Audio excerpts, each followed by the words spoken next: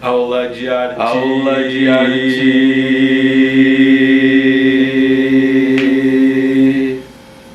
Aula de arte com o professor Didier.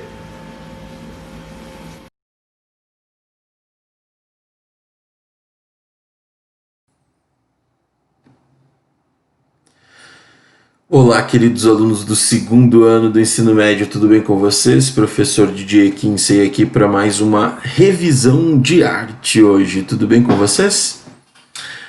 A revisão de arte de hoje vai falar sobre cubismo e sobre surrealismo, certo, turma? Então, vamos para a revisão. Muito bem, turma. Falando de cubismo primeiro. O cubismo veio para abalar a visão universal de arte. Era isso que eles queriam. O Pablo Picasso e o Georges Braque, em 1907, eles abandonaram completamente a perspectiva. Perspectiva no sentido de profundidade de um quadro. De primeiro plano, de segundo plano. Não. Era tudo ao mesmo tempo o tempo todo. Era uma criação diferente. Era tudo no mesmo lugar, certo? Era uma nova forma de perceber os espaços, certo? Para quebrar a hegemonia de ser, sentir e estar. A arte vinha há muito tempo do mesmo jeito. Eles queriam balançar as estruturas, certo? Abandonaram completamente a perspectiva. Um dos quadros mais famosos desse período é Guernica, de Pablo Picasso, feito em 1937. Esse quadro, ele representa a Guerra Civil Espanhola, tá? E os horrores da guerra. Aqui é um bombardeio, pessoal. Nós temos um bombardeio.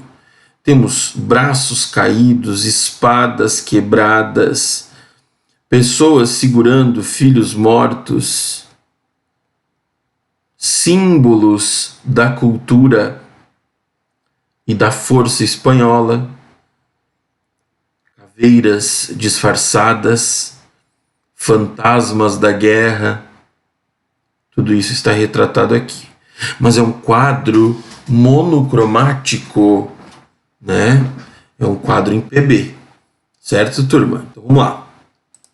O pintor espanhol Pablo Picasso, um dos mais valorizados no mundo artístico, tanto em termos financeiros quanto históricos, criou a obra Guernica em protesto ao ataque aéreo à pequena cidade basca de mesmo nome, Guernica. A obra, feita para integrar o Salão Internacional de Artes Plásticas de Paris, percorreu toda a Europa, chegando aos Estados Unidos e instalando-se no MoMA, de onde sairia apenas em 1981. Essa obra cubista apresenta elementos plásticos identificados pelo. Muitas coisas aqui podem confundi-los, tá? Uso de vários ícones que representam personagens fragmentados.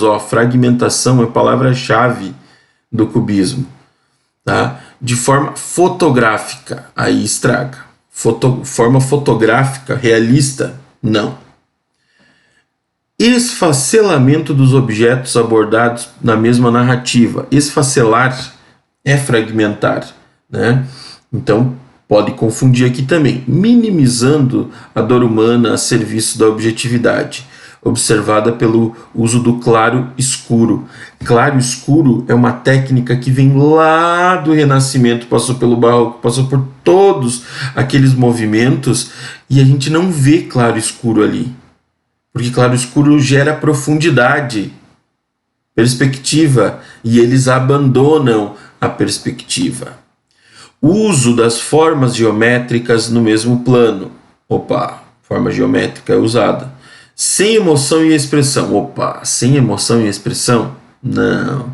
São os horrores da guerra. Tem a expressão, o drama aqui. Então não pode ser também. o horror da guerra de forma fotográfica. Não é de forma fotográfica, é o horror da guerra, mas não é de forma fotográfica. Painel ideográfico monocromático que enfoca várias dimensões de um evento, renunciando à realidade, colocando-se em plano frontal ao espectador. Renunciando à realidade no sentido de pintar com distorção, porque está representando a realidade, certo? Então, letra A. Letra A. Essa questão aqui caiu no Enem já, tá? Outra questão que já caiu no Enem é essa daqui, sobre o quadro de La Demoiselles de Vignon. Esse aqui é considerado o primeiro quadro cubista, tá, pessoal? E nele, nós vemos, né, um grupo de mulheres posando para o Picasso, certo? Representa o rompimento com a estética clássica e a revolução da arte no século XX.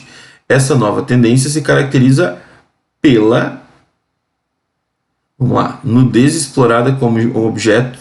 Todo quadro cubista vai ter nudez? Não, né? E está falando sobre a tendência que é o cubismo.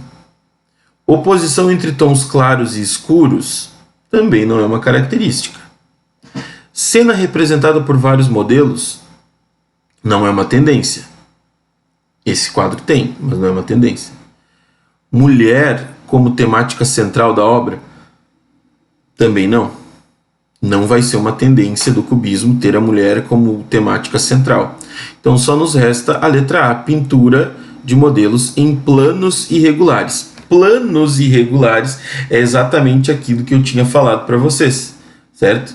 De não ter uma questão de primeiro plano e segundo plano, tudo ao mesmo tempo, o tempo todo, certo? Lembrem disso.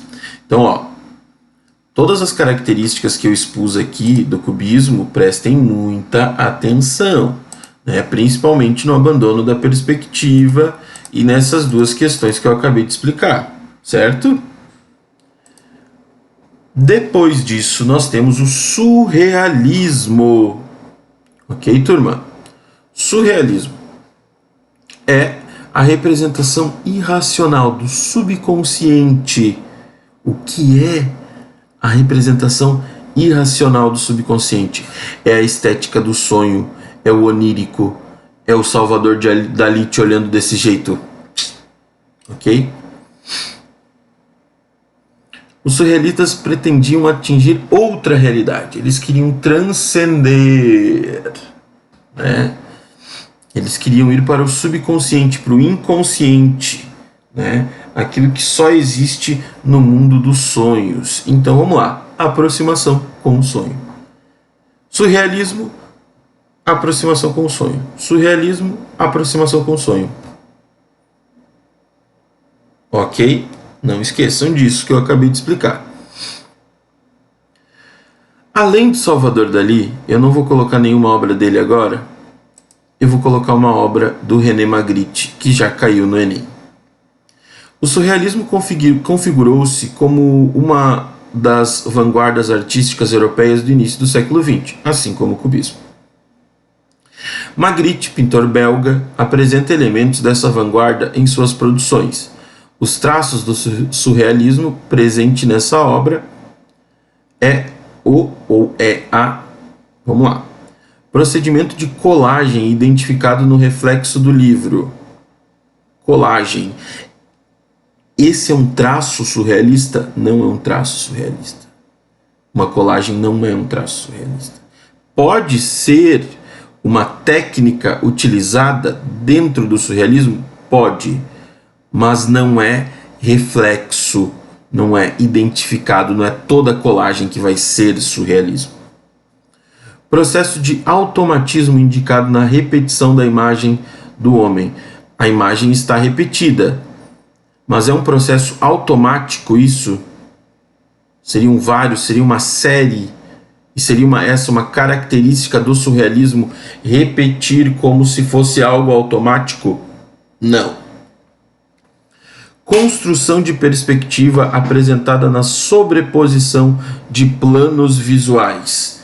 construção de perspectiva, o que está na frente e o que está atrás, profundidade. O surrealismo vai ser mais realista do que o cubismo. Realista no sentido de representação das coisas como são, porque a estética é do sonho, é loucura. Mas você consegue entender bem que esse é um homem de costas, certo? Então é realista um homem de costas. Só que a construção dessa perspectiva do homem de costas repetido 2 vezes, né, a sobreposição de planos visuais, aqui não é só uma característica surrealista. Não é, o surrealismo não faz isso sempre, certo? Crítica ao passadismo, uma crítica ao passado, à memória? Não. Só pode ser letra A. Justa posição de elementos díspares. O que é uma justa posição? É uma coisa em cima da outra. Elementos díspares são elementos que se separam, certo? Observada na imagem do homem no espelho. Quando você se olha no espelho, você enxerga a sua frente, a sua face, certo? Não as suas costas. Então isso é um elemento de disparidade, de separação, certo? Não é um par. Você não está formando um par. O seu par seria o seu reflexo, né? Então aqui é um elemento dispar. Então só pode ser letra A, certo? Galera, lembrem de tudo que eu falei nessa revisão, tá? Aproximação do sonho, surrealismo. Abandono da perspectiva, cubismo, ok? Cubismo, abandono da perspectiva, cubismo, ok? Aproximação do sonho, surrealismo. Não esqueçam disso. Beleza, turma? Um grande abraço a todos. Fiquem bem, espero que tenham gostado da revisão. Boa prova semana que vem, ok? Com isso aqui você já vai bem na prova. Firmeza? Boa sorte a todos e até semana que vem.